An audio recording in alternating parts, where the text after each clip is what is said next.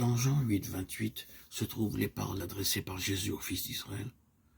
Quand vous aurez élevé le Fils de l'homme, alors vous connaîtrez que moi, je suis. Cette expression est la même que celle que nous trouvons dans Exode 3. Elle a la même signification. Jésus n'a pas dit j'étais, il n'a pas dit non plus je viendrai. Il a dit je suis. C'est-à-dire maintenant je suis.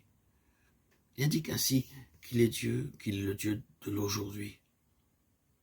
Quand les Juifs contestaient avec lui sur ce point en disant « Tu n'as pas encore 50 ans et tu as vu Abraham », le Seigneur répondit par ces paroles « En vérité, je vous le dis, avant qu'Abraham fût, je suis. » Jean 8, 57, 58.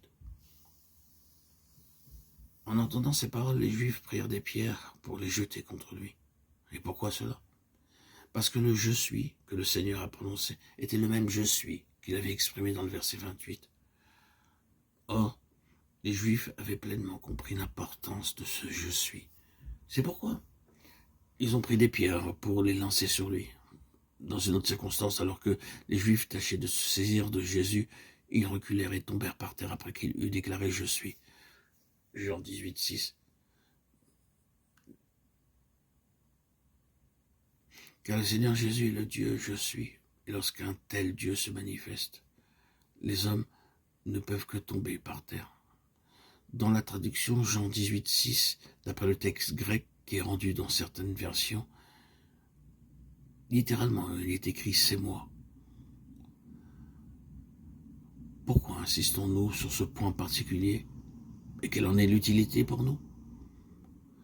Nous devons savoir qu'il est d'une grande importance pour nos vies. Si nous le voyons réellement, nous parviendrons à une meilleure connaissance de Dieu. Tous qui désirent connaître Dieu doivent être affranchis des contraintes du concept humain du temps. Comme nous pourrons le voir, si une personne est assujettie à la pensée humaine concernant le temps, il lui sera même impossible d'être sauvé. Ne pensons pas que notre conception du temps ait des effets insignifiants dans nos vies. Permettez-moi d'affirmer avec une certaine gravité qu'elle peut avoir une incidence très grande pour nous. Il nous faut connaître Dieu en transcendant le temps. Le sang de Jésus-Christ, son Fils, nous purifie de tout péché. 1 Jean 1, 7. Quand nous annonçons l'Évangile, nous disons souvent aux personnes que le sang de Jésus, le Fils de Dieu, nous purifie de tout péché. Certains auditeurs, auditrices pourront nous demander comment le sang du Seigneur Jésus peut-il nous purifier de tous nos péchés? Bien-aimés en Christ, nous vous répondrons forcément que nous avons été purifiés de nos péchés parce que le Seigneur Jésus a été crucifié sur la croix pour expier nos péchés et qu'ainsi son sang répandu nous purifie. Mais ces personnes peuvent ne pas comprendre et elles pourront répliquer « Comment est-ce possible car Jésus-Christ a été crucifié il y a maintenant 1900 ans et le jour où il mourut, je n'étais pas encore né et évidemment je n'avais pas pu commettre de péché. Comment alors peut-on dire qu'il est mort pour quelqu'un qui n'était pas encore né et qui donc n'avait pas encore pu pécher ?» Oui, très bonne réflexion. Puis-je vous demander ce que vous répondrez si vous êtes un jour confronté à une telle question?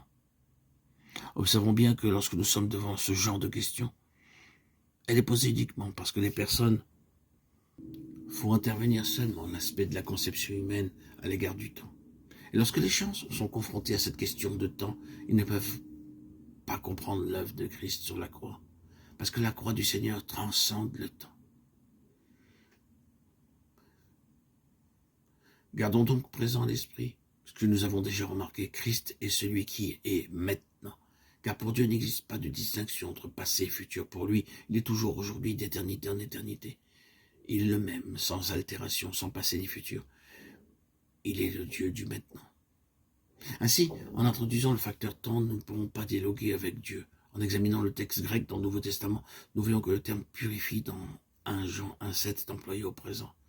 Il n'est pas dit que le sang de Jésus, Fils de Dieu, nous a purifiés de tout péché, ni qu'il nous purifiera de tout péché. Il est dit clairement que le sang de Jésus, Fils de Dieu, maintenant nous purifie de tout péché. Ce n'est pas dans le passé, ni dans le futur, mais c'est dans le présent de Dieu que tout péché est purifié.